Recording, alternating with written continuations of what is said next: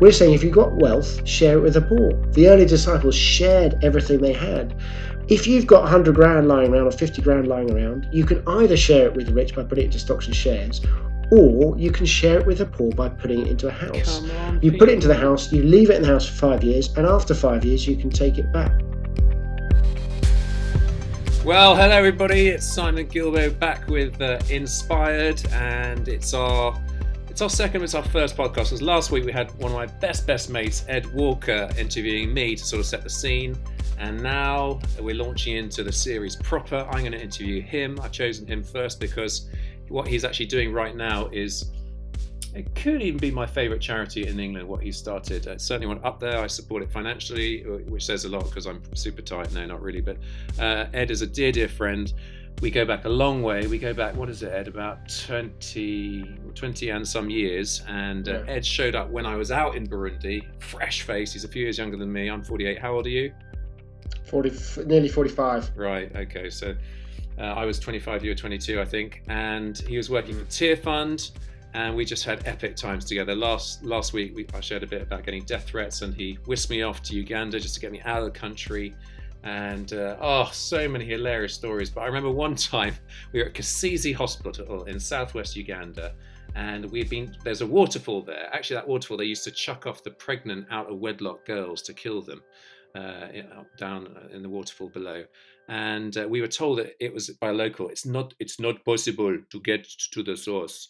And so, well, to two young sort of men who were just itching for a challenge, we just took that on. So we actually took on the impossible. It wasn't that hard, to be honest, but we crawled up through this torrent, would even be too strong, but it was a decent water flow, and we were trying to get our way up to the waterfall. And at one stage, I put my hand through some gooey stuff, and to my horror, it was a moldy cat that was caught in the undergrowth. And I pulled out my hand and went, "Oh, that's gross! It's a moldy cat." And Ed from behind me said, "Don't be an idiot, you muppet. That's not a cat." And he put his hand right through the same moldy cat. Rough. Superb memory. And anyway, we did make it to the source. We got to the waterfall, and actually behind the waterfall, and I'm not sure, can I say this, Ed, but it was very funny because behind the waterfall there was like a vacuum, so everything's going upwards. So excuse the puerile humour, but we did pee, and our pee blasted upwards. It was quite an impressive visual. Anyway, enough of that. Ed, it's so good to have you, buddy. I'm really excited to hear you share.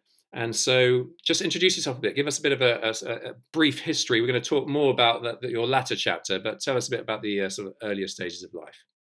Yeah, great. Well, just say it was great to be with you on that trip. And I should say, last week you shared how you woke up in the middle of the night with a nightmare and got short shrift for me. I think I told you to shut up, roll over, and get back to sleep. So I want to formally and publicly apologise for my Much lack of sympathy. appreciated. There was a lot of resentment there.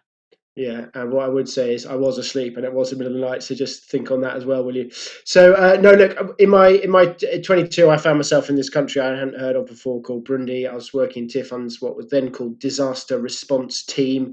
I was sent out because I had a passport and a pulse. I couldn't speak French, but I sort of managed just about to not sink and swam, and absolutely loved it. And the year I had in Burundi was, without doubt, the most vivid, most alive year of my life. So many new experiences, such a beautiful country, so much real danger, so much poverty, such great friendships cross culturally. And I went from there and then did a year there. That year was, according to the UN, the most dangerous. Burundi was the most dangerous country in the world at that point. And to cut a long story short, I found that I really loved what was called disaster management, and I went from there to Sudan. That was probably my hardest year of the life because it was so remote. There was no other Westerners. Food had to be flown in, no email, no anything with the outside world. No phones were allowed, not even a satellite phone was allowed. So just completely cut off, and was probably the closest I ever come to breaking down was in South Sudan. Went from there to northern Kenya and the deserts, and then went to the jungles and the tropical sweaty heat of Sierra Leone, Liberia, back to South Sudan. By this stage, I'd was engaged. Rachel and I came back, got married, and then we went out to Darfur, based in Khartoum. I was sort of heading up the Tier Fund response to the Darfur program and spent 3.5 years there before coming back to the UK. I mean, you've written a book called Reflections from the Scorched Earth, which is a brilliant book, which I'd recommend anyway to people to read. Although you've got another book out now, but 10 years of crazy stories. Is there anything before we move on that you want to share from that season? Yeah, I mean, virtually every manifestation of war I either experience without not chemical or biological. I either experienced directly or vicariously. So bombers flying overhead, people being assassinated that we knew, staff sexually violated, staff stabbed, staff killed, grenades, whatever. And they were really difficult. And what I think that does to you is it forces you into some of the deepest questions your faith can ever ask. Where is God in all this? How can God of love allow? Or, they're cheesy questions, but they're very, very real. And I guess what I found is my Christian conditioning had really left me wanting. I didn't have any answers from the stock of questions I'd been given when I was growing up. But the Bible has all the answers if you look for it, especially the Old Testament. It's all there. There's plenty of violence in the Bible, and that's really encouraging. It's really good news because there's plenty of violence in the world, and that, without boring you with all the verses, which I could probably still quote to you now, or many of them, that there is plenty, and it applies to this country as well, with all the sexual violence we have to deal with, all the abuse that goes on hidden silently behind doors, closed doors. The Bible is good news into every situation like that. I genuinely have experienced that. I loved your last chapter in Reflections from the Scorched Earth because you delve and actually try to wrestle with these really difficult questions of injustice and theological, big questions on suffering. And I mean, it's hard to give good answers, but you take a good shot at it. So that was that massive chapter of your life with Tear Fund. Then you came back to England, big transition. I forget, did you already have Iona as your first child by that stage? And then what happened next with moving to Peterborough? Yeah, Iona came along when Rachel and I were in Khartoum, and we had the. It was a real joy actually bringing her up in a completely different culture. I love that. And then, yeah, anyway, to cut a long story short, Rachel and I gave 9 months' notice, and I applied for any job I could find in UK that would have me. Ended up in this place called Peterborough. Why on earth did anyone come to Peterborough? And found myself saying, Lord, when you're over the seas, and I'm sure you'll have experienced this, you have the great privilege of uh, knowing you are in God's will, and so much of the Bible makes so much sense. Yeah. So my favourite verse was always Isaiah 58, which talks about sun-scorched land, which is I spent six years in Sudan. Sudan is sun-scorched. It just made perfect sense. Releasing injustice, providing the poor wanderers shelter, feeding the hungry, clothing the naked, all of which was so vivid and matched, Isaiah's experience. And then you end up in this kind of windy place called Peterborough, and you don't really know what you're doing, and you're saying to God, well, how does that verse apply? Because quite frankly, I have no idea. You must need Christians in Peterborough, but I haven't seen really how or why yet. And then what happened is that I was with Iona, I was playing on a playground, and as parents understand, you do occasionally get a bit bored after the third hour or the second hour you're doing it, and just began speaking to this guy on the bench. We've all met him, we've all had the conversation, and his story is the same story to this day. You hear many, many times. He was in prison that morning. As he was leaving, he was full of hope and determination. At the point of leaving the prison gates, the prison officer said to him, "We'll see you back here in 3 months' time." At that point, any sense of, self-esteem or hope crumbled. So he'd come out of prison. He was there on the bench. He was halfway through a bottle. I'd met him at 11 o'clock, and he'd actually made a rational choice, and because he had nowhere to go and he had no one to go to. So I said, "Don't worry, I can help you." We looked around for some hostels, none would take him. I tried Norwich, none would take him there. I said, "Well, where were you before?" He said, "Well, I was in Cambridge." So I said to him, "Well, why don't you go back to Cambridge?" He said, "Well, if I go back to Cambridge, I will end up in the same old hostel, surrounded by the same old people, doing the same old things. And I know I'll end up back inside in 3 months' time, so I'm not going to go there either." So that's what I mean. He'd made a rational choice. He had, what else did he have? He had a relational poverty that was underlying his physical poverty. He had no one to go to, so he had nowhere to go. And as I left him there to his bottle, uh, I felt two feelings, I suppose. One, disempowered, but two, well, what is the point of all these churches? I can see a half a dozen within a mile of where I'm standing. What's the point of all their worship, all their Bible studies, all their hands in the air, if not one of them is giving the homeless a home in this town? And at that point, my mind went back to the verse from Isaiah 58. Isn't this the kind of worship, you can translate it as, I have chosen to loose the chains of injustice, to set the oppressed free, and to provide the poor wanderer with shelter? And it was kind of like, in that moment, as I reflected on my meeting, God was answering my prayer. He was answering my question. He was saying, Ed, these are the poor wanderers. And as I did research, I found out there are thousands of these people across the country every year, released from prison with nowhere to go. And if you give an ex-offender a home at the point of release, his chances of reoffending drops by 80%. And so really that's where Hope into Action began. That's a charity I then came to set up.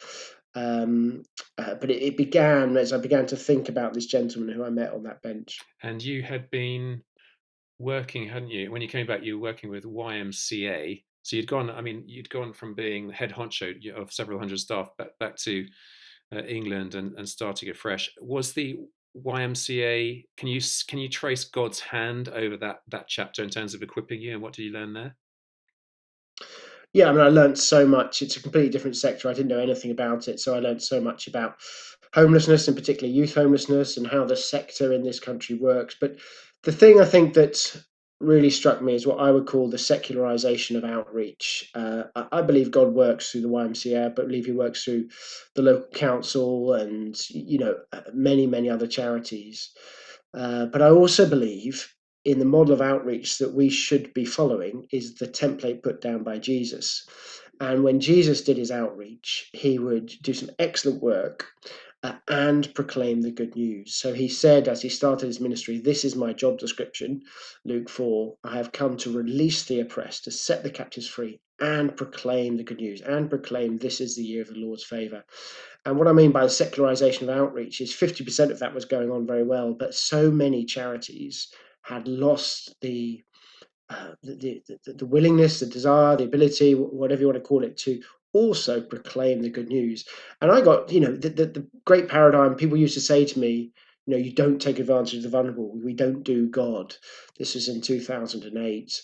It was, and I felt that very strongly. Actually, I found it easier to talk about my faith under Sharia law in Khartoum with my Muslim colleagues than I did, working and living in Peterborough. Fascinating. Um, and so it was really difficult. I mean, I had to I remember going into the cathedral once with a Bible. I read through the entire book of Mark and had a pad of paper. I read every miracle that I saw Jesus do, every bit of outreach.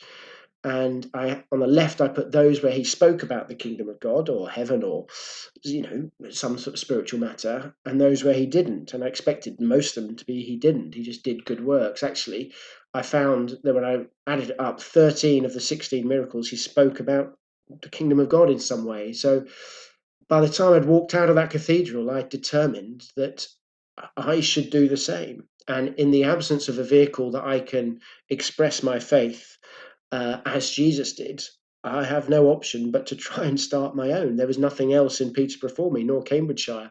And actually, I would argue there are now, I know more about this, but there are 3,000 housing charities in this country. Um, the vast majority, I don't know any other operating at our scale that tries to do an excellent job with our tenants um, and proclaim the good news. And the thing that sets us apart at Hope into Action is we never want to lose our spiritual edge. That doesn't mean we bang people over the head with the Bible. It doesn't mean they have to get up and, in the morning after breakfast sing 3 psalms. No, but we want to at the very least pray into their lives, and if they're open to faith, they know we're Christians. If they want to talk about it, we would love to share our faith with them. It's not obligatory. We'll love them irrespective of their belief systems. We take Muslims, we'll take anyone. But there is, I've done this now for 10 11 years at Hope Interaction. There is nothing so exciting uh, of when one of our tenants Mm. finds a faith, the transformational power, which any objective atheist would agree. When you meet these guys, the hope that comes in them, the love that comes out of them, they themselves are much more articulate than I ever could be about what it means to hope. I was in a dark place, they say, now I can see light. That's what one of them said just a few weeks ago. I understand hope now. To be a part of that is what we work so hard for. Hope into action. We love all, not just that. We love it when our tenants, get a job. We celebrated this morning. One of our tenants got a job with holidays and full time. We praise God for that. We thank God for that. In itself, that's tremendous. We're delighted by that as well. Yeah, it's. I mean, I almost get angry at sort of listening to that you consider yourself, if not the only one of the only ones that is unashamed about your faith, because we do. Everyone's. I think in this country particularly, we're on the back foot, and people are almost. Romans 1:16. I am not ashamed of the gospel, and yet so many of us are sort of ashamed of the Christian aspect of our faith. So we dumb it down, also to get access to funding, and that's the same in the NGO scene. And for us in Africa, we're never going to compromise on that. It's so critical. It is the key aspect, and it's not either or. They both go together. And I love the Mm. way that you marry that so sort of holistically, as you said, without forcing people, and no caveats and conditions on benefiting from your services. So well done, buddy. And so, how on earth do you start this thing?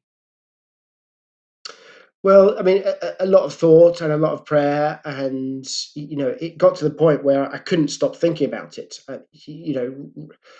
And it was like a burden weighing me down, and I didn't want to do this on many levels. I'd much rather just got the next job in the YMCA, become a CEO, got an extra 10 grand on my pay packet, and all that stuff that of course, was drawn to. But it was a burden on my shoulders, and I would go to bed thinking about it. I'd wake up thinking about it, and eventually I started talking to some people saying, I think I'm going mad. Please confirm that I'm just going mad. But is there any chance this is God? And everyone who I spoke to and looked up to and respected, that they all kind of said, well, it sounds like it might be, Ed. So keep pushing forward. And yeah, so on that was the kind of emotional, the spiritual level. And some people say, God called me too. I can't, and then the next day they got up and did stuff. For me it wasn't like that. I was doubts, I was fear, I was reluctant, all of those things for many months. And I was really lucky because at the same time, my aunt gave me part of an inheritance, and I had 30 grand. And so I didn't know what to do with it. And I've been praying for months, Lord, what can I do with this money for your glory? And so, to cut a long story short, Rach, my wife and I, Rach and I, we bought the first house. We persuaded at my church, which is a Baptist church in Peterborough, to partner to commit to loving and befriending the guys in the house. I walked into the prison. I met a guy who had nowhere to go on release. I met him as he came out of prison, and that's critical because if we don't meet them, you can guarantee the drug dealers are there. They're very good at Yeah, marketing, the drug dealers. So it's you meet them at that point. That's a critical transition of they're fragile at that point. Drove him to the house. Took him to the house. Another guy who'd been a heroin addict for 8 years into the house, and the church tried to befriend them, tried to pray into their lives. And I can remember them both being in church 2 weeks later, and I had just such a spiritual buzz. And that's really how we started it. And then it's gone from that one house, that very tentative, fear-filled step. We've just opened this week, or next week, we're just opening our 90th home, beautiful. each one in partnership with a church. And so we have bed spaces for now 277 tenants. We've got 230 tenants tonight sleeping in houses Oh, run by churches. Every one of those is being prayed for. Now that's just beautiful, isn't it? wonderful. And it shows. Sorry to go on, but I believe so much. I've worked in hostels. I've run large hostels. If you want to, the church can care for people better. You can work in a multi-million-pound charity, but you can't offer the social capital, the love that exists in community of church. You can't get in a transactional support worker client relationship in the same way, nor can you get the spiritual power of prayer. And I just think churches really can care for the poor as well as no better. They can care for better than anyone. But I think churches, as you say, were on the back foot. we don't have the confidence. We think, oh, look at those multi-million pound charities down the road. They're all doing really difficult stuff, and they keep talking about, chaotic, highly chaotic clients, all this stuff. That puts us off. Actually, they're human beings. They respond to love and emotions like you and I. They're your brother in humanity. Just relate to them like you would your brother. You'll be fine. I just think churches can have the confidence to really believe in the social capital they've got, and the spiritual capital they've got. Yeah, such a challenge to us, isn't it? How many churches are there in this nation, and how many of us could, as a church, get behind this? Well, we'll come to that in a bit. Look, you quoted a few stats there. I'm guessing, because of your line of work, you'll have a stack load of stats that are both awful in terms of recidivism rates and that sort of thing, but also the difference that you've made through Hope into Action. So can you share a bit on that? Yeah, I mean, the truth is, every year we measure those that have been in custody, in prison. How many of them return to prison? And that's a hard stat that is measurable. Now that could include someone who did a crime before they met us, but if they go back to prison, we measure it. And I think nationally it's something like 40% or 60, between 40 and 60% of people that come out of jail will be back inside within 1 year. For us, it's every year it's less than 10%. And then you need to compare that against other charities. How do our stats compare against other charities? And it's actually very hard to do, but I don't want to, but I'm absolutely certain that any charity in this country would be really proud of the fact that 90% of those tenants or people they care for, if 90% of the people we care for do not go back to jail, anyone in the sector knows that is a good outcome. And it should be a good outcome, because we should be good, because God's given us brains and we want to honor God with them, and God's given us power through prayer, and we want to pray for people.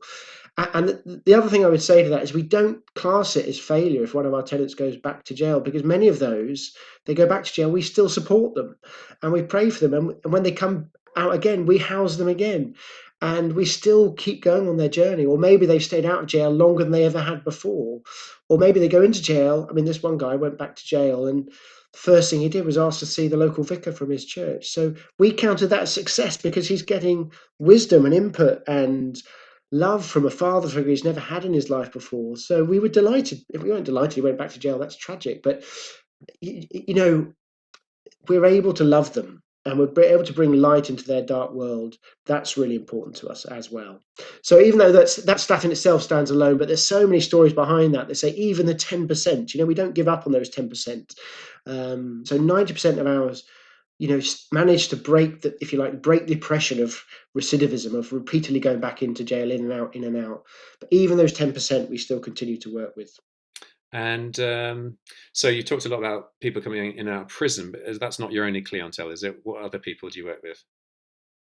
Yeah, no, we have a really broad definition of homeless. So it could be a refugee, it could be a refugee family, it could be someone who's managed to come through the trafficking system, through what's called the NRM in this country. It could be people who've been in and out of prostitution and they're really wanting to break free from that. It could be people who've been on the streets. It could be women fleeing domestic violence. We maybe they've got one or two children with them.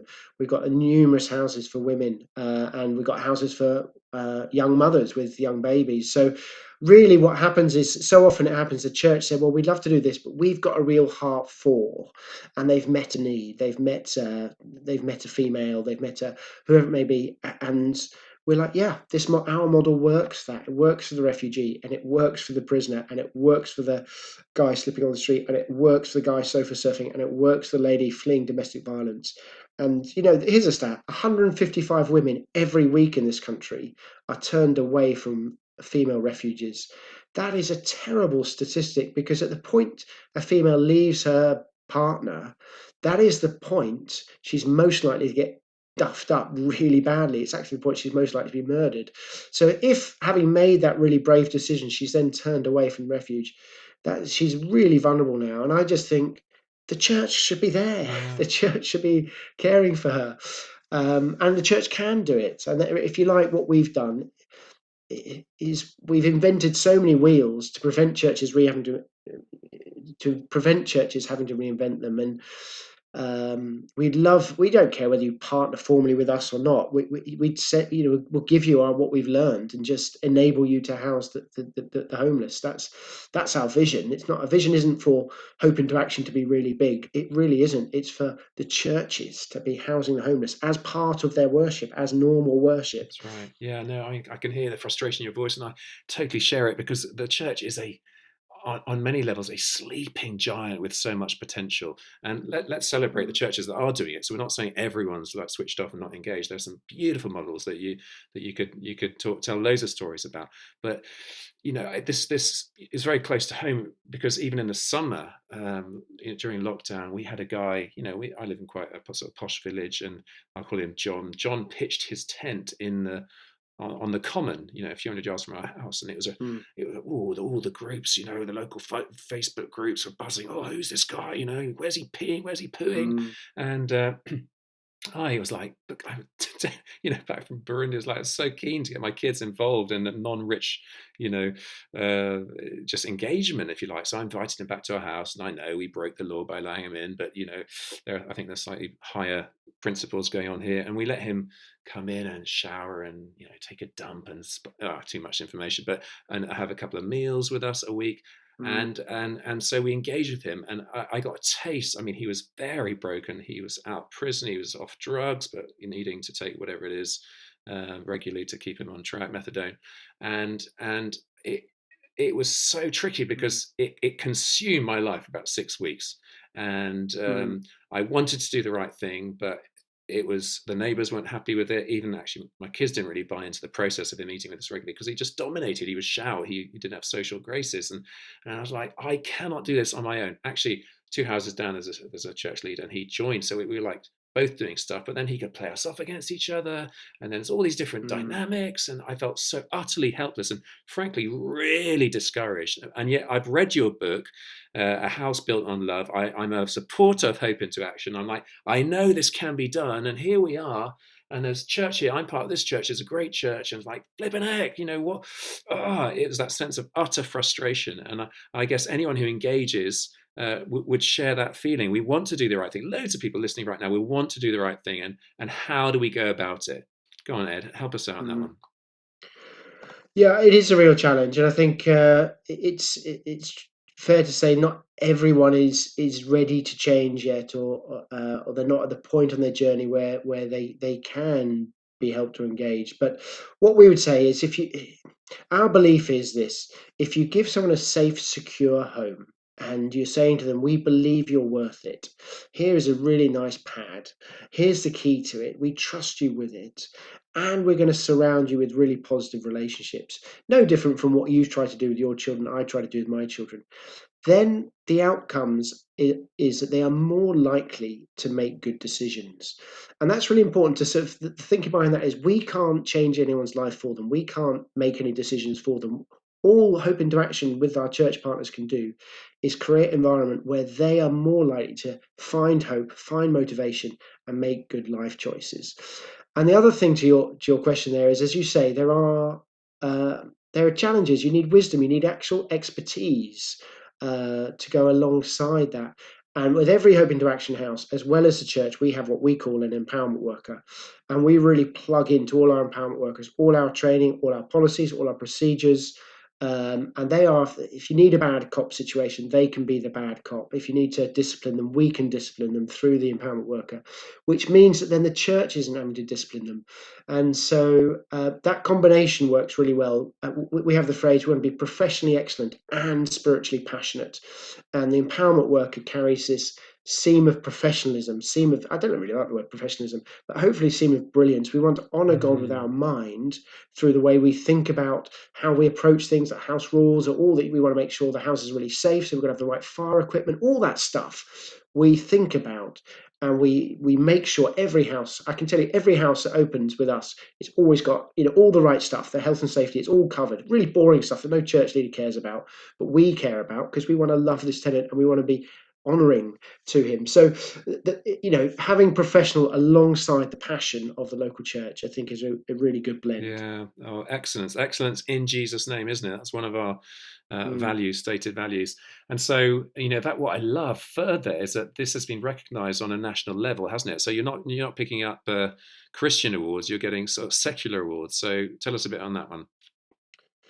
Yeah, I mean, we've had right wing think tanks like Ian Duncan Smith set up this Centre for Social Justice. They gave us an award.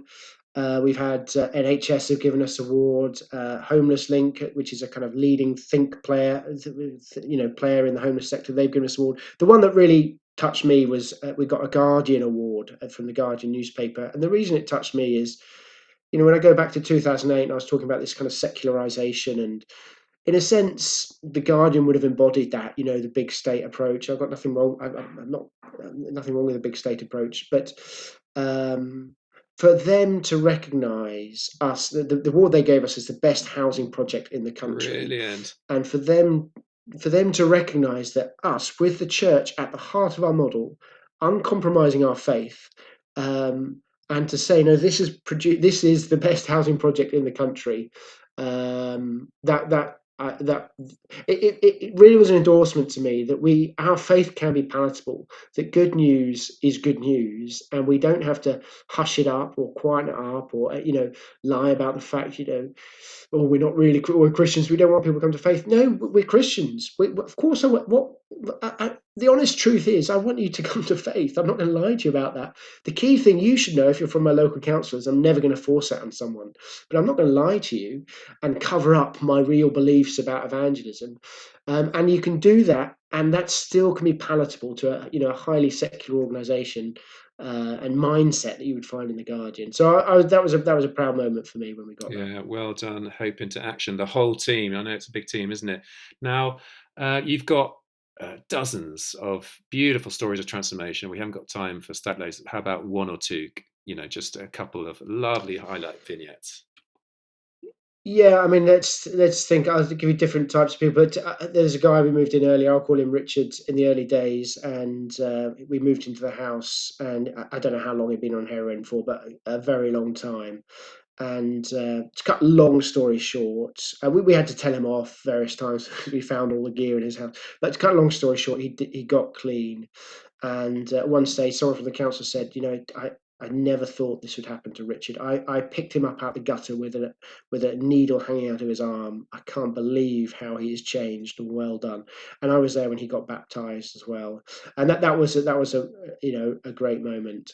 The other one I would talk about is a lady who, Kate had to evict. She relapsed. She came from a rehab. She relapsed. She went back from that really difficult state into sort of prostitution in order to score. I can remember just after or just before we evicted her, going up and meeting her and explaining it, and she had this kind of really innocent face that belied the past and the file that she had. Anyway, to cut a long story short, Kate sort of kept in touch with her, and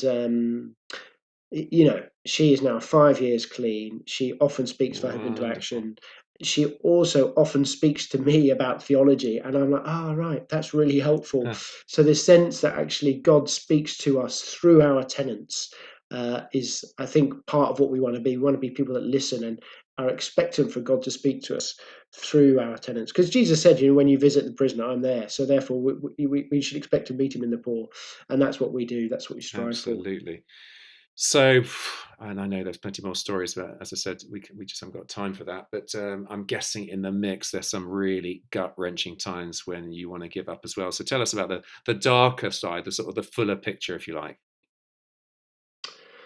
Yeah, the truth is, at Hope into Action, if I want to paint a good story, I always feel a bit of a fraud, because the truth is, almost every day and every week now, we have some amazing stories. And in the same breath, we have some really challenging, upsetting, difficult stories. So whether it's a bloke that's been beaten up this week, whether it's a situation of sexual violence that we've had to deal with this week, um, and these really affect you, because often you can really see the potential in someone. You meet someone and you've met them, and your heart goes out to them. You can see Christ in them. You see so much potential in them, and then you see them messing up. And or life just catches up with them and they make a tragic decision again, and you may be forced to evict them or discipline them, and it's really hard. And at those points, you always cycle home wanting to give up, or you cycle home screaming out to God in prayers, going, God, why have you let this happen? Come on, I can see that she wasn't born this way, or he wasn't born like a drug addict or a prostitute. It's tragedy that has happened that has meant they're in this gutter now. And why haven't you answered my prayers? And this isn't work. That is also part of what it's like to be in Hope into Action. To encapsulate that, there was one place we work, and they had two tenants, did the same team, the same house, doing the same thing. One of those had come out of a sex trafficking situation. She is. I'm friends with her now on Facebook. She's clean. She's off her drink. She's regularly putting spiritual posts up, and it's a wonderful story. The other tenant, uh, I remember meeting her in jail, and she gave me so much hope. And she now has, unfortunately, taken her own life. And I Tragic. just, this is what we trade in. This is what we deal in.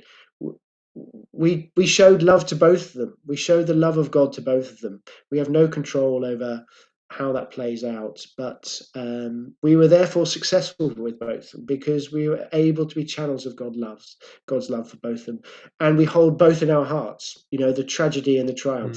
Mm, That is our journey. yeah, yeah. Um, as we sort of come into land, a big part of what you would love to see would be people using their wealth wisely. What would that look like in your ideal scenario? Yeah, listen, I'm sure if we're Christians, we've all heard the sermon, and we all tithe or we give money, and I think we can be really proud of that. We're really generous people in this country in terms of giving. What happened with myself and Rach is we had this £30,000 lying around, not knowing what to do with it, and we kind of put it into a house, and the key thing there is we still own the house. We've leased it to Hope into Action. So we haven't given that money away. What we've actually done is we've shared it with the poor, because the poor are now benefiting from our wealth. I did nothing to earn that. I know that's just a blessing. It's total fluke of nature that I was born into that wealth. But I'm now sharing it with the poor. The poor are benefiting. I can tell you now, I met someone this week who was on heroin when he went into their house. He's now an ex-tenant. He's 5-year clean. He goes to my church. He's a wonderful friend. He's a great guy.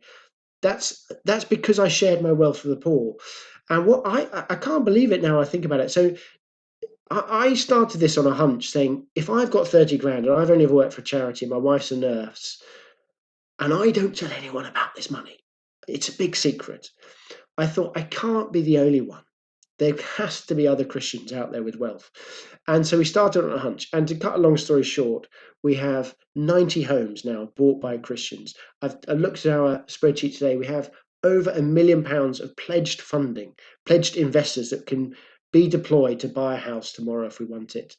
And so we've fallen into realizing there is this huge seam. When I say huge, I'm talking millions and millions wouldn't cover it. There must be billions of pounds worth of Christian wealth sat in our savings accounts, sat in our ISA accounts, and no one is speaking into this. No one's preaching into it. There is this great, I think it's a blind spot in our Christian theology. Mm, And what we're doing is we're coming along and say, John the Baptist said, if you've got one tunic, share one with, give one, you've got two tunics, share one with the poor. We're saying if you've got wealth, share it with the poor. The early disciples shared everything they had. When I tell my daughter to share her doll, all parties involved in that exchange understand she's going to get her doll back. If you've got 100 grand lying around or 50 grand lying around, you can either share it with the rich by putting it into stocks and shares, or you can share it with the poor by putting it into a house. come on, You leave it people. in the house for five. Sorry, Yeah, you interrupting. leave it in the house for five. No, don't worry. You put it into the house, you leave it in the house for 5 years, and after 5 years, you can take it back. Um, we have enough money as Christians. We have the financial power to buy every house, buy every homeless man or woman a house. I absolutely believe it. When Jesus fed the 5,000, he didn't say, go over there to the local council and, get them to give some money. He said, what have you got? Look to yourselves. And then he transformed that to feed the 5,000. And Yeah, Yeah. we have the financial power. You are preaching it, brother. Preach it, preach it. I'm like, come on, people. Let's get 10 houses out of this very podcast. Come on, don't sit on the money. Yeah. Share it. Let's do it. Look, time's up, buddy. Just anything we've missed, anything. I have a dream. I think of Martin Luther King's speech. What would be your dream? Is there anything else that we've missed out that you had a burning desire to share? And then we'll wrap up. No, that's great. I mean, we see a time where 20 years ago, it wasn't normal for a church to do alpha. And 30 years ago, it wasn't normal for a church to have microphones. It now is. Both those things are part of the DNA of church, which gives us encouragement because churches are dynamic and fluid and they're open to the movement of the Holy Spirit.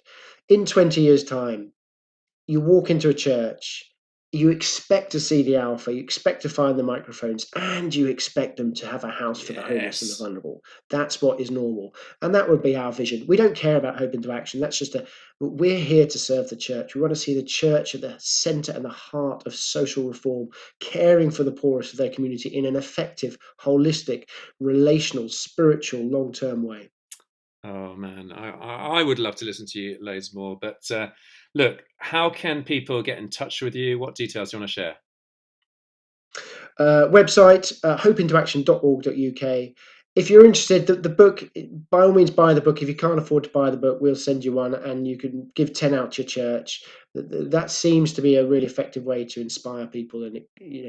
But just get in touch. Anyway, which way, shape, or form, we'll connect with you and we'll see what God's put on your heart. Yes, I mean, I'm thinking, someone's listening right now and they're like, okay, my life group. Let's get 10 books for them, and we'll all be on the same page. And then, as a life group, we'll get this house, and and you say you've got money already ready to do it, and then it'll be like more than a project. This is lives at stake, and we can engage. So, oh, bless you. Pass on blessings to all your team. I pray for them regularly, and that's it. So, folks, that's our second or first non-me podcast, and it's next week. You're in for a real treat. So please come back, listen again, subscribe to the podcast to stay up to date with the latest episodes. If you enjoyed it, I'd love it if you gave us a 5-star rating. That will get us on more people's radars. And if you want to be in touch with me, you can go to simongilbo.com. I'm on various social media platforms. All right, so God bless you all. Thanks for coming. See you next week. Toodaloo.